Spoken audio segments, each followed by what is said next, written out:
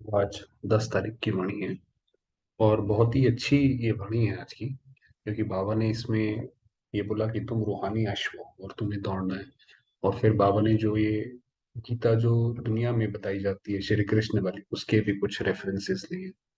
तो बाबा कह रहे हैं, मीठे बच्चे, तुम रूहानी अश्व हो।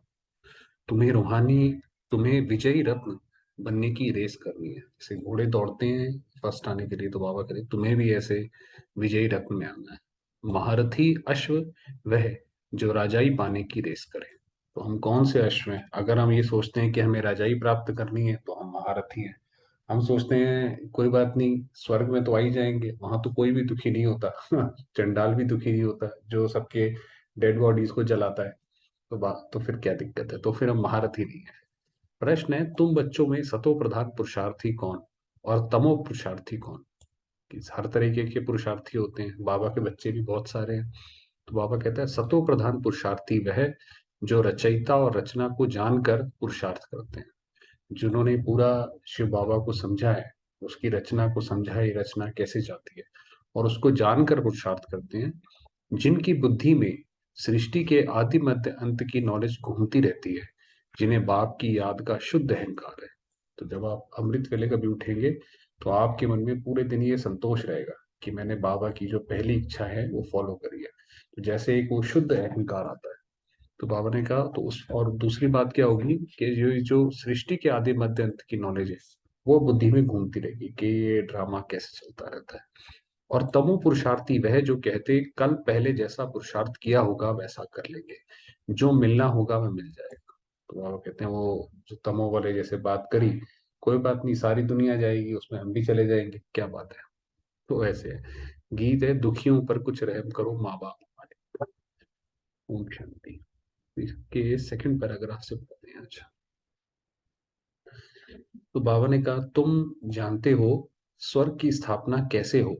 तो ब्रह्मा जरूर चाहिए। माना, जो ब्रह्मा द्वारा स्थापना बोलते हैं, तो किसी नई सृष्टि की स्थापना तब हो सकती है जब पहले उस रास्ते पर कोई चल के दिखाए। जैसे गांधी जी थे, तो जब आजादी चाहिए थी तो उन्होंने कैसे अहिंसा के पथ पर चलना है तो पहले चल के दिखाया, बाकी सबने फॉलो करा, तो देश आजाद हो गया। उसी तरीके से जो ब्रह्मा है, ब्रह्मा बाबा हैं, वो चल के दिखाते हैं कि नई दुनिया कैसी होगी, वहां के कायदे कानून कैसे होंगे, तो हम भी सारे चलते हैं। तो इसलिए ब्रह्मा तो जरूर चाहिए। ये है ब्राह्मणों का कुल। कहते हैं कि मैं ब्रह्मा के तन का आधार लेता हूँ इन ब्राह्मणों को रचने के लिए। ये शिव बाबा कहते हैं कि मैं इसके तन का आधार लेता हूँ तुम्हें रचने के लिए। ये बातें तो तुम ब्राह्मण और ब्राह्मणियां ही जानते हो। ये है संगम युग की रचना। कितने गुह्य राज हैं कि भाई कोई किसी ने सोचा था कि भगवान के जो बच्चे होंगे वो कैसे वो रचेगा? क्या माँ बाप के द्वारा होंगे या सिर्फ ऐसे मुख के द्वारा होंगे? शुरू में बाबा इतने गुह्य राज समझाते थे क्या? जब 1937 में बाबा आए थे तो इतना सारा गहरा ज्ञान नहीं था। उस वक्त तो साक्षात्कार की धूम इतनी मची हुई थी कि, और ब्रह्मा बाबा को ही सारे श्री कृष्ण और भगवान मानते थे। तो क्योंकि उनको उनके रूप में दिखाई पड़ता था श्री कृष्ण, इसलिए कहा जाता है ना, सागर को स्याही बनाओ, जंगल को कलम बनाओ, पृथ्वी को कागज बनाओ, तो भी ये ज्ञान पूरा नहीं होगा। तो ये ज्ञान अब बाबा का आप पता पड़ता है कितना गहरा है। तुम बच्चे सुनते ही रहते हो, ये कुछ ये बातें भी धारण उन्हों को होंगी जिन्हों का पढ़ाई में अटेंशन है। तो ये जो बाबा गहरी गहरी बातें बताते हैं कि नई दुनिया कैसे आएगी, वहां पे जैसे सोने की चांदी की बात करी है, तो कैसे आ जाएगा सोना चांदी वहां पे, तो ये तब समझ आएगा जब इसमें ध्यान देंगे। बाप से वर्षा लेने के लिए कमर कस कर खड़े हैं माना, दो कमर कस के इसके दो मतलब है। एक तो ये है कि बस बाहर जाने के लिए तैयार खड़े हैं, और दूसरा हमारा बाबा को छोड़ने के लिए तैयार खड़े हैं। और दूसरा कि कमर कसकर माना पुरुषार्थ करने के लिए खड़े हैं। थोड़ा भी अगर संशय हो गया, थोड़ा भी अगर आ गया, पता नहीं ये कैसे होगा, ये तो बहुत मुश्किल है, तो उड़ जाएगा, तो फिर चले जाएंगे। फिर अचानक किसको तीर लग जाएगा तो एकदम निश्चय बुद्धि हो जाएगा। दोनों चीजें हैं। कई कई बारी कोई एक मुरली की ऐसी पॉइंट आ जाती है जिससे जो है एकदम ऐसा लगता है ये तो पता नहीं हमारे कपाट खुल गए, तो निश्चय हो जाता है कि ये तो भगवान ही कर सकता है। तो नए नए टोटके बाबा सुनाते हैं। कल भी बाबा ने बहुत अच्छी रीति समझाया था। बाप कहते हैं कि मैं परम आत्मा परम धाम में रहने वाला हूँ। तो क्या समझाया? कि मैं कहाँ से आता हूँ, जिसको सुप्रीम सोल कहते हैं। तो शिव बाबा जो है सुप्रीम सोल है। यहाँ की आत्मा को कोई सुप्रीम कह ना सके, सुप्रीम सोल एक ही है, उनकी ही सब बंदगी करते हैं। तो एक शिव बाबा कोई, क्योंकि रचयिता और देने वाला तो वही है, तो इसीलिए सारी आत्माएं कहीं ना कहीं घूम फिर के उसको ही याद करती हैं। परम धाम में रहने वाला परमात्मा, वह फिर सर्वव्यापी हो ना सके। यहाँ तो दुख है, जन्म मरण है, परमात्मा तो जन्म मरण रहित है। तो शिव बाबा जो है वो जन्म मरण से न्यारा है। जो महारथी हैं, जिनका पूरा पुरुषार्थ चल रहा है वर्षा लेने का, वह रेस में देखो कैसे दौड़ते हैं। कोई घोड़े ना उम्मीद भी होते हैं। आप देखेंगे कई लोग जब रेस भी होती है या कोई मैच क्रिकेट वगैरह भी होता है, तो कोई कोई टीम, कोई कोई लोग तो ऐसे होते हैं जो बिल्कुल ही ना उम्मीद होते हैं, जिनको पहले से लगता है कि हम हार जाएंगे। तो ऐसे कई बाबा केरे बाबा के ज्ञान में भी हैं, परंतु लास्ट में ऐसे तेज दौड़ते हैं जो सबसे आगे चले जाते हैं। तो ऐसा कई बार ही होता है, यहाँ भी ऐसे है। कोई तो चलते चलते ढीले हो जाते हैं, गिर पड़ते हैं। कोई को चोट लग जाती है तो लंगड़े हो पड़ते हैं। यहाँ भी बहुत अच्छे अच्छे नए बच्चे हैं जो पुरानों से बहुत तेज दौड़ रहे हैं। यहाँ पर भी बाबा कह रहे ऐसी बात है कि कई कई पुराने बच्चे हैं जो ढीले हो गए, उनको लगता है अरे भाई बहुत चल रही है ज्ञान में, और जो नए हैं उनको बहुत उमंग रहता है। कईयों को पुरुषार्थ करने में ग्रहचारी बैठ जाती है। कोई पर कभी बृहस्पति की दशा बैठती, कभी चक्र की, कभी शनिचर की, तो राहु की दशा भी बैठ जाती। माना मुरली पढ़ेंगे, कुछ भी समझ नहीं आएगा, बाबा को याद करना चाहेंगे, ध्यान लगेगा नहीं, परेशान हो जाएंगे। माना राहु की दशा बैठ गई, तो कभी फायदा कभी नुकसान होता रहता है। बाबा खुद जानते हैं कि इस बच्चे पर ग्रहचारी है, इस कारण से ग्रहण लगाओ। बाप कहते हैं इससे पार होकर तीव्र वेगी बन जाओ। तो कोई भी ग्रहण लगाओ, बाबा को याद करके उसमें बैठ जाए तो पार हो जाएगी। बाबा ने कहा तीव्र वेगी बन जाओ, उसमें सोचो नहीं ये नहीं हो रहा वो नहीं हो रहा, बस आगे बढ़ जाओ। जब राहु का ग्रहण लगता है तो 2-3 वर्ष पवित्र रहे, फिर कर्मेंद्रियों से विकार में चले जाते हैं। राहु का ग्रहण होता है, काम विकार में गिर जाते हैं। तो राहु का ग्रहण आपको पता है सबसे खराब होता है। तो बाबा कह रहे हैं अच्छे खासे पवित्र रहते हैं, फिर विकारों में चले जाते हैं। बाप कहते हैं काम महाशत्रु है, इस पर विजय पानी है, इन पर विजय पानी है। अच्छे अच्छे बच्चों पर भी ग्रहचारी लग जाती है, शादी कर लेते हैं। कि बाबा के सामने तो बहुत एग्जाम्पल थे, जो बाबा के बहुत मानते थे, ज्ञान में भी चलते थे, बाद में उन्होंने शादी कर ली।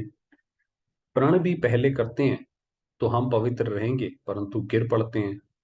कभी श्रीमत पर चलते, कभी फिर उल्टी मत पर चल पड़ते हैं। तो बाबा कह रहे ये तो जैसे युद्ध है ना, तो युद्ध में तो घोड़े सवार प्यादे, कोई गिरते हैं कोई विजय होते हैं। तो यहाँ पे भी वही हाल है। बाबा बच्चों को अच्छी रीति जानते हैं। बाबा तो कहते हैं कि बाबा, बाबा को कहते हैं कि बाबा हमारी अब रेस चल रही है, कि बाबा अब हम रेस कर रहे हैं, अब हम देखना बहुत आगे जाएंगे।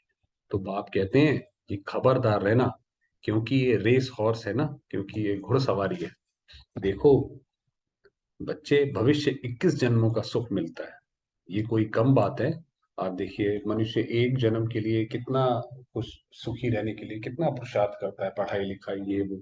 तो यहाँ तो 21 जन्मों की बात है। तो बाबा कहते हैं ये कम बात है क्या।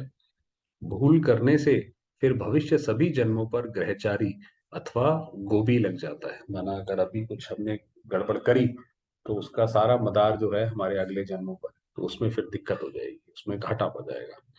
इसलिए पापा कहते हैं श्रीमत पर पूरा पुरुषार्थ करो, जितना कर सकते हैं, जितना एड़ी चोटी का जोर लगा सकते हैं वो लगाओ।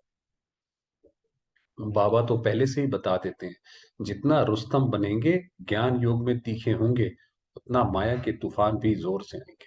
तो ये तो होता ही है कि भाई कोई भी मैच होता है, उसके अंदर वेट बराबर होता है तभी उनकी लड़ाई करी जाती है, बॉक्सिंग में भी हर एक चीज में भी। तो हम भी जितना जितना पावरफुल बनेंगे, उतना माया भी अपने दूसरे दूसरे लेकर आएगी। खबरदार रहना, कर्मेंद्रियों द्वारा विकर्म कर पाप आत्मा नहीं बनना। तुम हो ईश्वरीय औलाद। तो उन्होंने कहा तुम हो ईश्वरीय औलाद, तो बहुत रॉयल बनना है। जैसे हम, जैसे आप देखिए रॉयल फैमिली कैसी होती है, कैसे उसके बच्चे होते हैं, तो वैसे रॉयल बनना है। लक्ष्मी नारायण देखो कितने रॉयल हैं। ये संस्कार अभी भरने हैं, कि भविष्य में जब हम लक्ष्मी नारायण होंगे, सारे की सारी, तो फिर उस वक्त कैसे होंगे हम, कैसे हमारा उठना बैठना चलना होगा? ऐसे नहीं वहां जाकर हम सीख जाएंगे, वहां जाके भी सीखेंगे, मगर उसकी तैयारी अभी से करनी है। तो वो अभी करनी है, क्योंकि इस समय तुम ईश्वरीय औलाद कहलाते हो। मान तुम्हारा अभी है, बलिहारी तो इस एक जन्म की माननी चाहिए। तो बाबा ने कहा ये जन्म जो है ये महान है, क्योंकि ये शिव बाबा इसमें हमें मिले हैं और इसके अंदर हम पुरुषार्थ कर रहे हैं। बाकी तो 84 जन्म ले पतित बनते ही आए हो। जब तक बाबा ना आए तब तक ये मनुष्य सृष्टि झाड़ जड़ जड़ी भूत तमो प्रधान होना ही है। तो शिव बाबा आता ही तभी है जब ये पूरा सृष्टि का झाड़, जैसे कि एकदम जड़ जड़ी भूत, बस अब गया कि तब गया, जब उसकी ऐसी हालत हो जाए। इन लक्ष्मी नारायण को भी विश्व का मालिक उस मालिक ने बनाया। किसने बनाया? उसने बनाया। सोमनाथ का मंदिर भी बहुत नामी ग्रामी है। शिव बाबा ने धन दिया है, इसलिए उनके मंदिर में भी बहुत धन लगाया। आपको पता है सोमनाथ के मंदिर में तो बहुत सारा धन था। पुजारी भी जब बनते हैं तो भी कितना धन रहता है।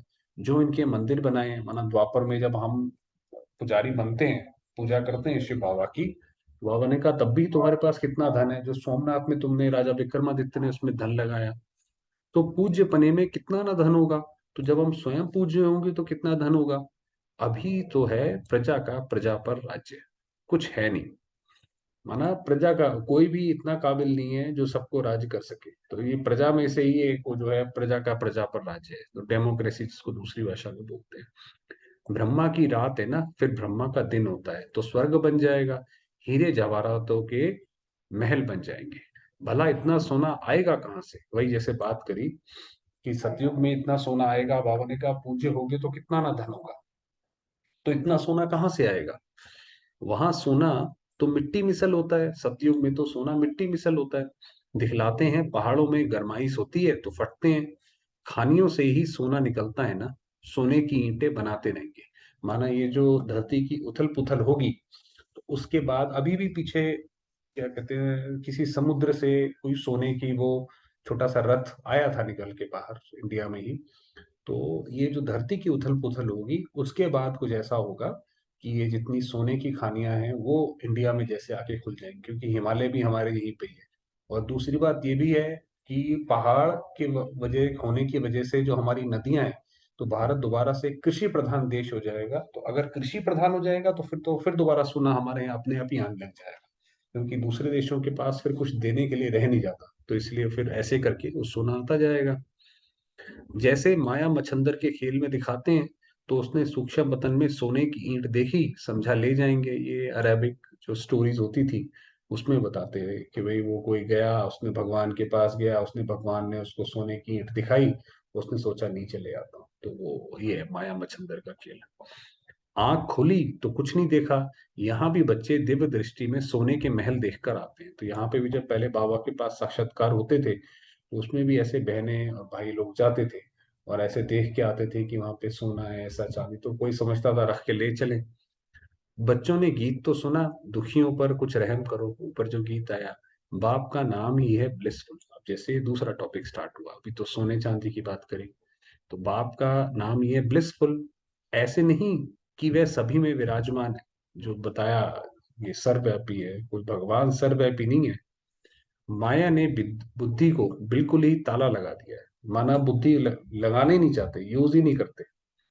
बाप कहते हैं मेरे सिवाय ये ताला कोई खोल नहीं सकता। कि ये जो ये बुद्धि में ताला लग गया कि भगवान कौन है कुछ नहीं जानते, हम कौन है नहीं जानते, हम कहाँ से आए ये भी नहीं जानते, माना कुछ भी नहीं जानते। आप एक एक करके सवाल करते जाएंगे, आपको पता पड़ेगा दुनिया में लोग कुछ नहीं जानते। तो बाबा कहते हैं ये ताला लग गया ना कि सोच ही नहीं पा रही बुद्धि। तो बाबा ने कहा ये मेरे सिवाय कोई खोल नहीं सकता। नंबरवार ताला उन्हों का ही खुलता जिनका कल पहले खुला है। फिर जिसने जितना भक्ति करी है, जितना जिसने पुरुषार्थ करता है, उसके हिसाब से उसका जो है ताला खुलता जाता है। उन्हों के पुरुषार्थ से समझ सकते हैं ये अच्छी रीति सर्विस करते हैं। तो पुरुषार्थ जितना करेंगे, जितना खुद को ज्ञान बुद्धि में बैठेगा, उतना किसी और को सुनाए बिना रह नहीं पाएंगे। बाबा ने कहा वो सर्विस से पता पड़ेगा कि कितना समझे हैं। परम पिता परमात्मा ने जरूर कोई शरीर धारण किया होगा। उनकी पहली रचना है ब्रह्मा। तो भगवान किसी नंदी बैल के उसमें थोड़ी आएगा, बैल में आकर क्या करेगा? जरूर किसी के तन में आएगा, ज्ञान सुनाएगा। ब्रह्मा के मुख द्वारा ब्राह्मण रचे, तो ये जैसे दिखाते हैं कि ब्राह्मण कहाँ से आए, कि ब्रह्मा के मुख से कहते हैं निकले। वो मुख से निकलने का मतलब ये थोड़ी कि मुख से निकले कि वो लिटरली उसके अंदर से निकले, ऐसे थोड़ी है। माना बाबा ने अडॉप्ट करे, मुख द्वारा अडॉप्ट करे।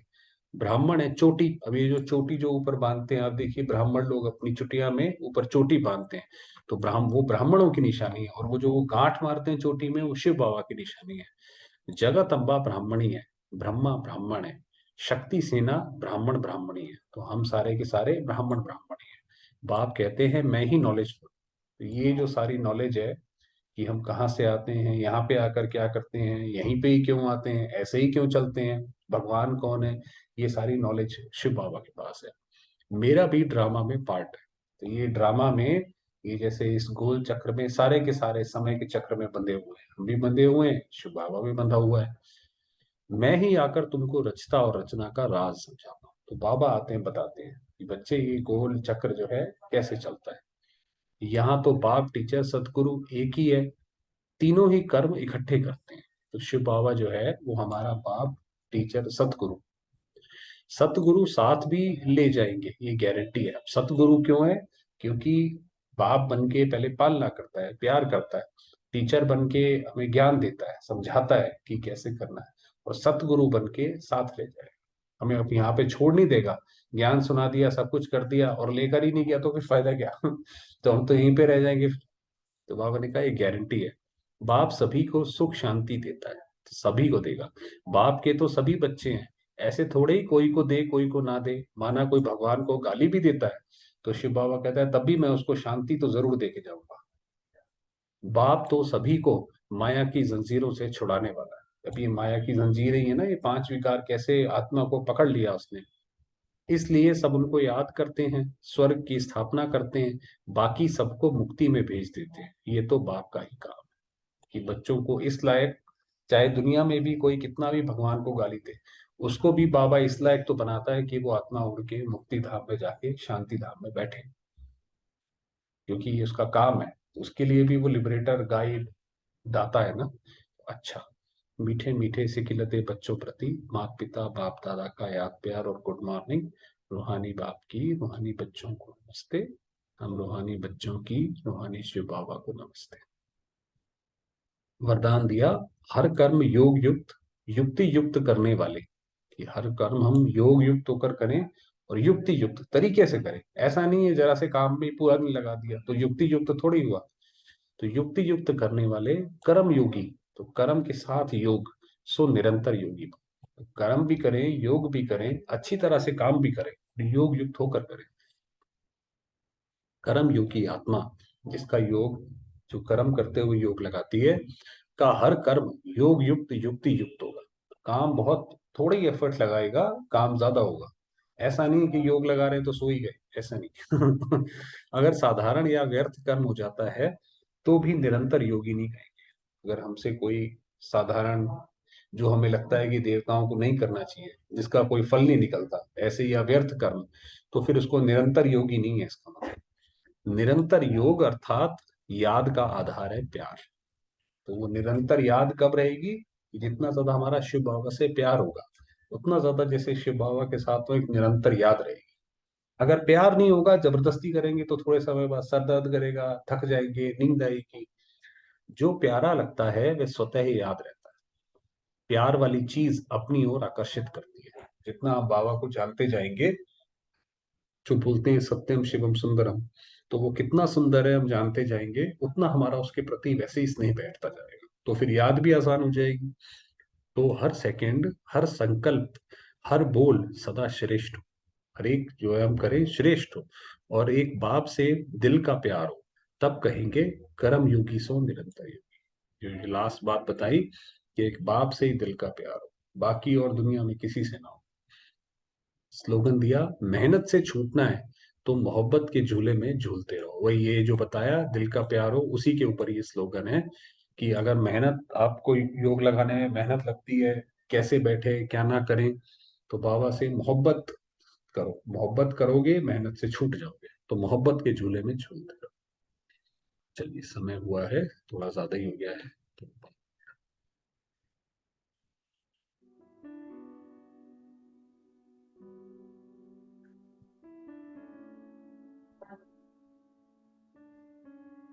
मैं आत्मा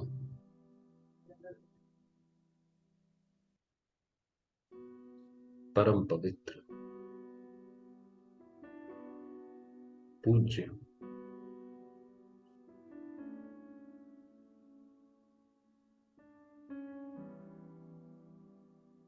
इस शरीर रूपी मंदिर में विराजमान हूं।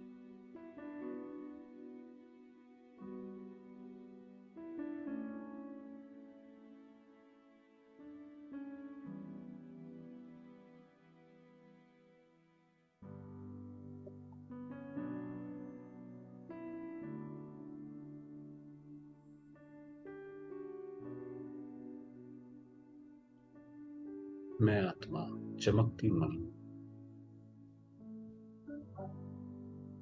शांति की किरणें चारों ओर फैला रहे।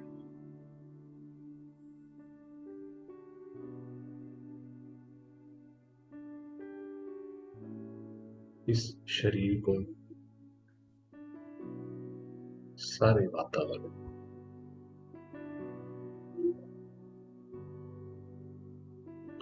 शांत कर रही।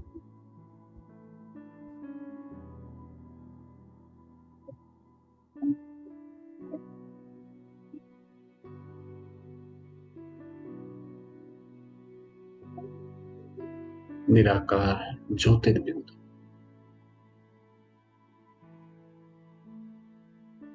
परमात्मा सुप्रीम अथॉरिटी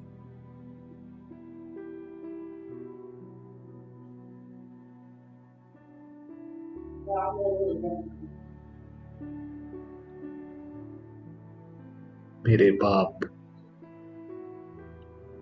टीचर सतगुरु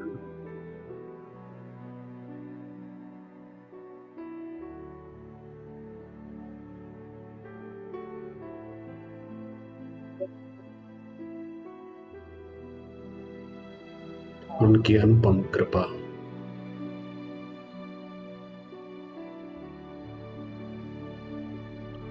अपार स्नेह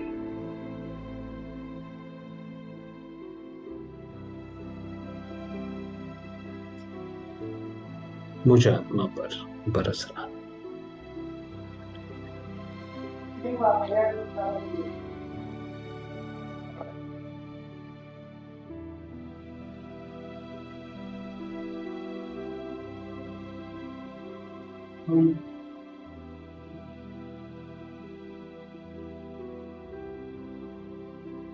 अनुभव करेंगे इन दिव्य किरणों को स्वयं के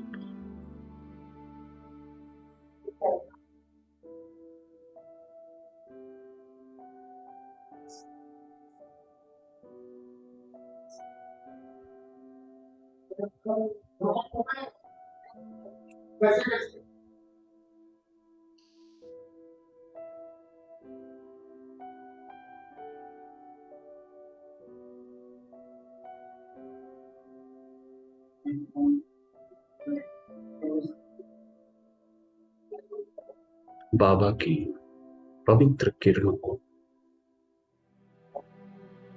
वाइब्रेशंस को स्वयं में समाती जाती।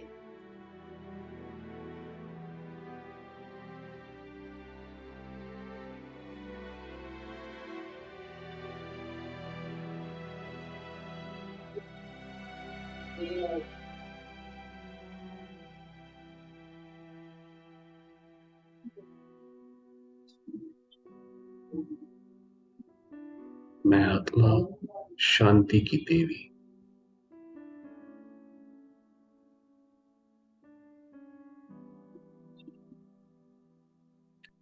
शांति की किरणें सारे संसार में फैला रही।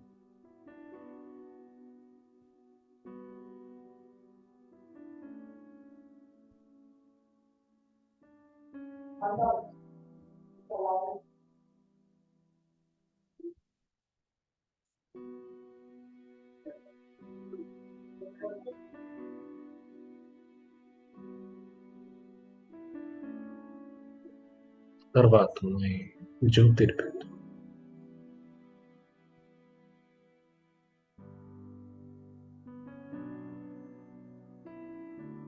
इस शांति के प्रभु प्रसाद को स्वीकार कर रहे हैं।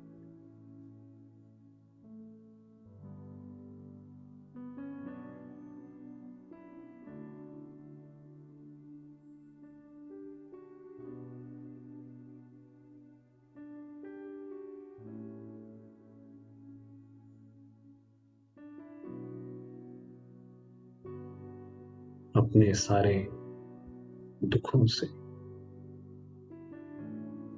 मुक्त हो रही हैं।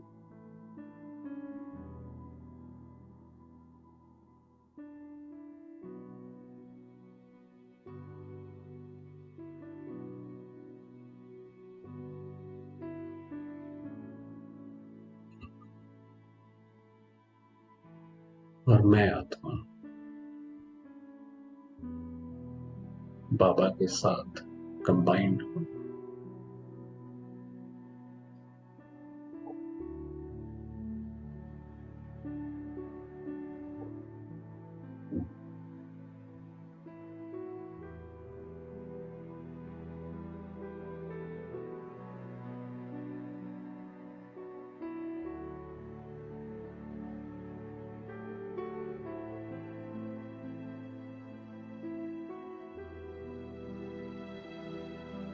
ओम शांति।